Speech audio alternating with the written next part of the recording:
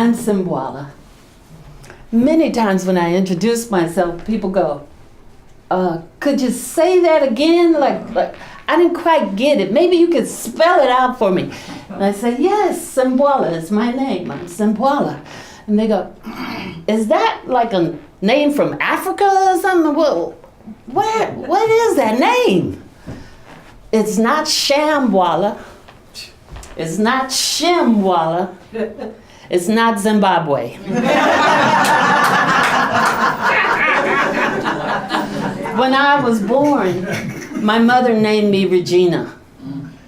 Oh, and that Regina was a wild child. Let me tell you, I loved to climb and trees and dance on the table and just do all I could do. My favorite thing was to climb on the car, then up onto the carport, up to the roof of the house, and I would just look, just to see. This night, I'm listening. The house is quiet. I think everybody's asleep. I climb out of the bed, walk over to the window, open up the window, climb out into the night air. Oh, I love it. Oh, the cool breeze on my face. The only light is a street light. Oh, I love it. So I'm out there running, jumping and playing. Woo, woo, yay! Hi, it's a dog. I meet a dog. He's the cutest little thing. This black slick hair with these ears that flip down and this tail. When he wags it, his whole body wags. And we just run and play and chase each other all around, all the way back home. I step back in through the window. I pick up my dog. And Rusty is the best friend I ever had. Rusty. Ooh, I love my Rusty. Rusty, my Rusty, my Rusty. I come from two seeds. My birth father, Ezel Butler, dark skinned, soft, gentle spirit man, I was told, died when I was 3 years old. He made this recording for my brother. It's a record.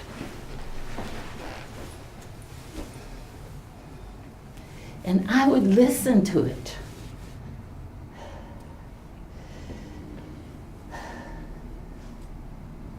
Daddy? Daddy? Dear Kenneth, I love you, son, and I'm making this recording for you, because I want you to grow into a good man, be a good man, and take care of your mother, and know that your father loves you. Daddy? Daddy, I want to know you. Your voice, what did you look like, Daddy? Daddy, I think that this dark brown skin that I have is because of you. These wide nostrils and these thick lips are because of you. This nappy hair, Daddy, because if I got it out from Mama, I'd have some pretty honey-colored skin. I'd have some straight, soft hair. So, Daddy,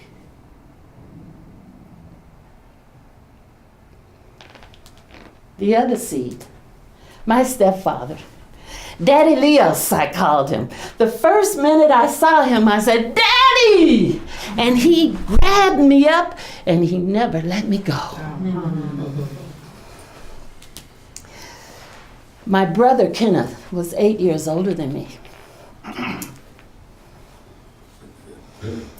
And he meant everything to me. I watched him just to see, how to be in the world. I listened to him. He said, listen to your music. Know what kind of music you like. But the best gift he gave me, the best gift, was one day we went to the movies. We got on the bus together, went to downtown Dallas. Oh, I was so happy. Just walking with my brother to the movies. I couldn't believe it, And we went to see Bambi.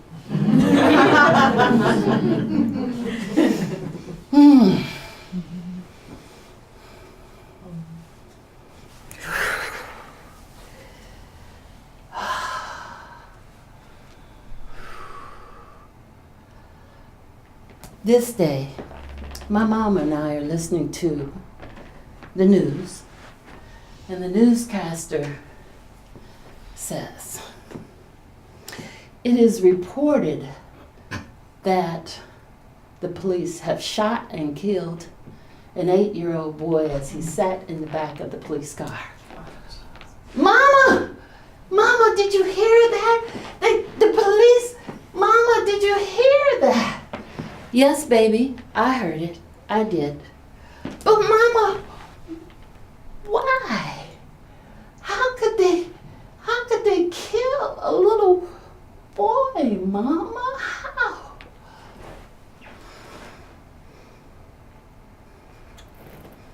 And there was nothing my mother could say. There's no reason she could give me.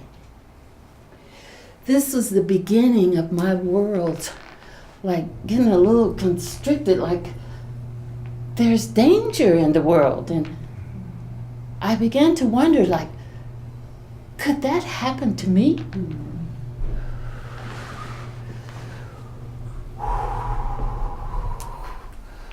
We moved to Dallas, 1960. I'm in the 3rd grade. The mandate of the day is integration.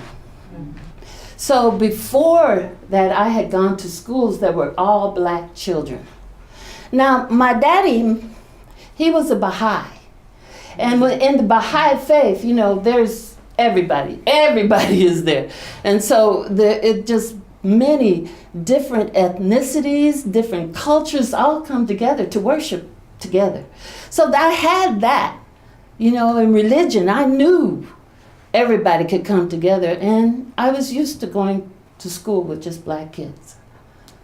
3rd grade, first day, got my book bag.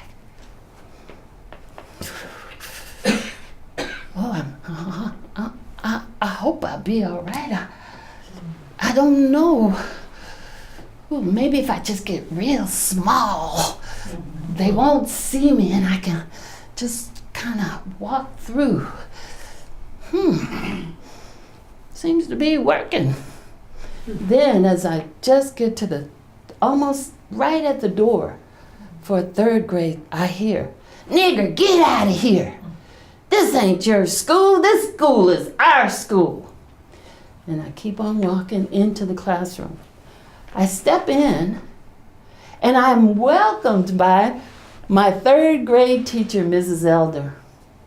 And Mrs. Elder is this beautiful brown skin with this straight black hair, these bangs, and this straight black that flipped up. Mrs. Elder is Choctaw. And that whole year, I was like, I felt safe. I felt so good because Mrs. Elder didn't allow anybody to say any mean things to me. She did not allow for any of that foolishness. And every time, because I was in Catholic school, so when you got rewards, you got like little scapulas or you got a holy card. And in fact, I got my first statuette of the Virgin Mary from Mrs. Elder. Mm-hmm. So I always received something. And I felt safe as I could be. that summer, I spent a lot of time with Mrs. Elder and her family. So Mrs. Elder was married to a white man, and they had 4 children. They ranged from the color of that earth brown with that black straight hair to this lighter skin with this curly blonde hair. So I loved it. This was my tribe, my people. I was good every time, every day I was with Mrs. Elder and her children. This day, Mrs. Elder says, "Come on, kids, jump in the car, we're going to the store." We all climb in. Mrs. Elder drives us right up to the store. I get out the car towards it, and I see this sign on the door, and it says, "For whites only." Mrs. Elder, we can't go in there inside. I'm like, no, I don't go in those places that say "for whites only." No. Mrs. Elder's like, "Come on, kids, we going in." And we did. We did, and nothing happened. Nobody said anything, nobody did anything. Safe and protected.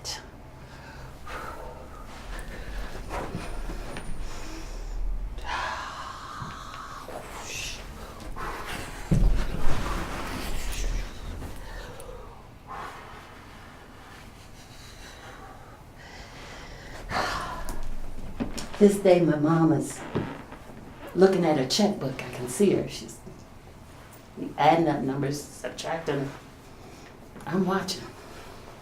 "Regina, girl, it's time for you to learn how to take care of business." Wait a minute, Mom. Wait, take care of business. Business? I don't have any business. Any business, I have you take care of it. I got no business. It's time for you to learn how to write a check and how to take care and make calls and pay your bills and talk to creditors. It's just time for you to take care of business. I love my daughter. She is so precious to me. I have let her run and jump and dance and climb, and I've let her be a kid. So I must teach her. I must teach her how to survive, not only just survive, but have a good life, like so she make good money. She'll be a professional woman, and she'll have retirement. She'll have things that will take care of her. I ain't fattening frogs for snakes. I ain't made my babies so sweet and tender that they get eaten up and spit out.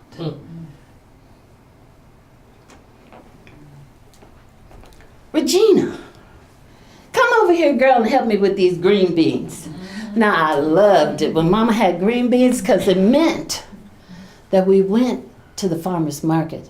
And the farmer's market was at the edge of town, so we had to go a distance.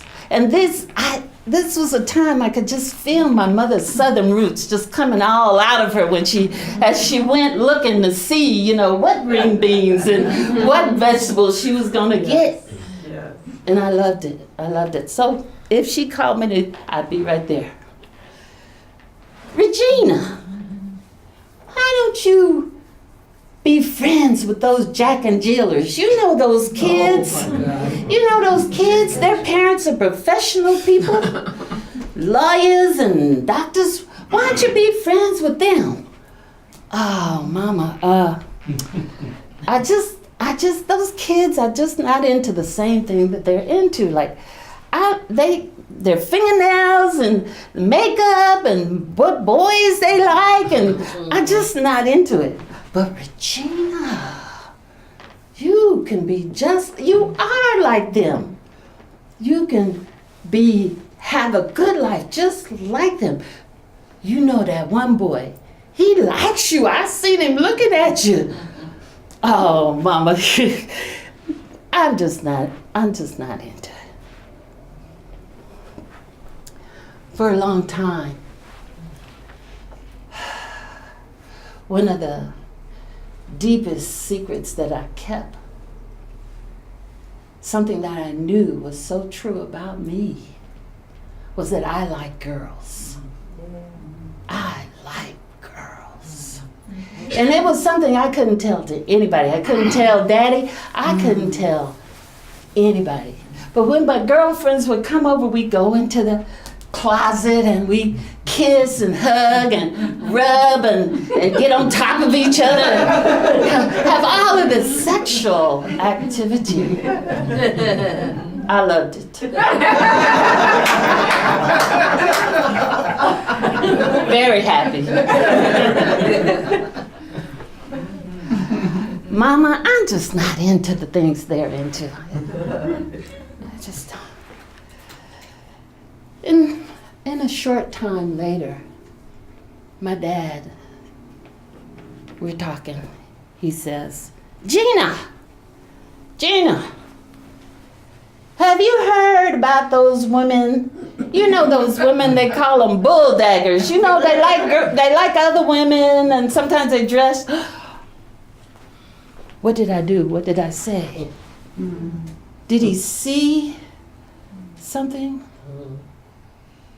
He saw me. He sees me. From that day forward, that conversation opened up a door for me. It's like I came out of my own closet. And I stepped out into this place of freedom, movement.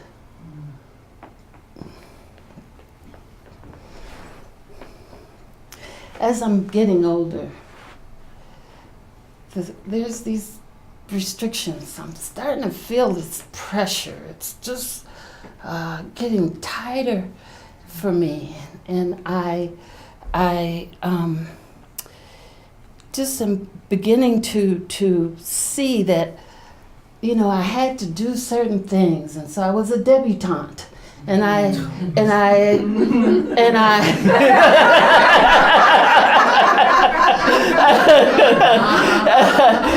had all of these social obligations, you know, that I had to take care of, and I had to wear these high heels, and I had to wear a girdle with the stocking hooked into the girdle, and I had to wear these dresses. And my hair, you know, when I was younger, it was, oh, mama, oh. But as I got older, you know, I had to go to Mrs. Coleman's house and sit under the hairdryer for hours. It was hot. It was the same hot. It was hot. I also had to wear these pointed bras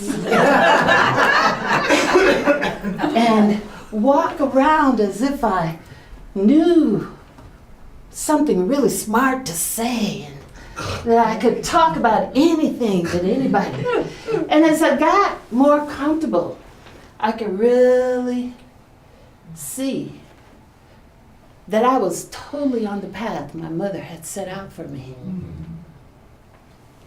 And that I was that model young Negro woman that she wanted me to be.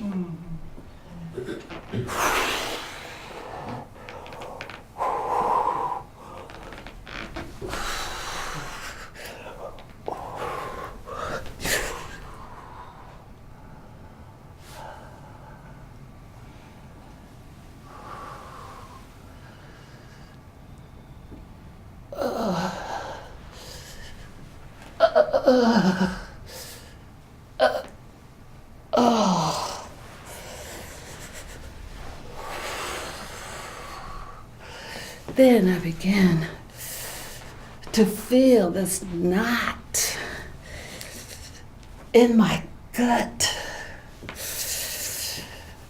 Sit in. Don't talk too loud. Don't be an angry black woman. Smile. Don't let them see your pain. Don't let them see you're vulnerable. Fit in, fit in, fit in. Hold your lips in. Oh, it just got so tight inside. Oh, oh, oh, oh.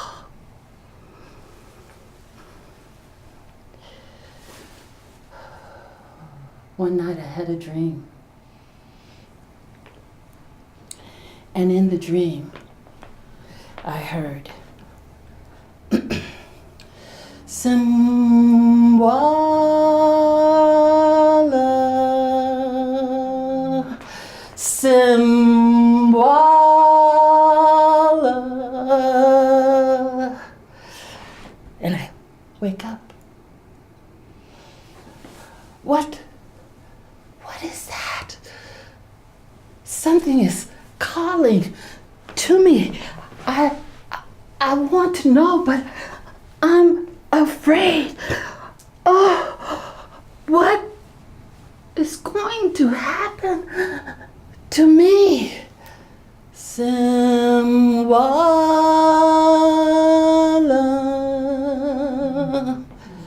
Simbwala,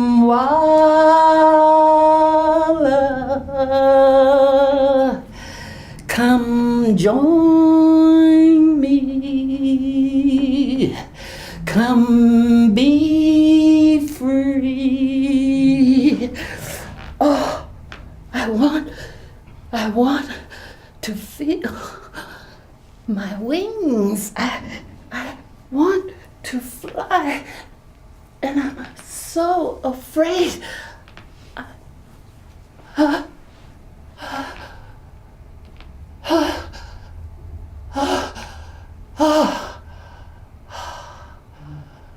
Simbwala, find your way to me. Simbwala, come and be free. Be joy. Be love. Black is intelligent. Black is wise. Black is creative. Black is rhythm. Simbwala.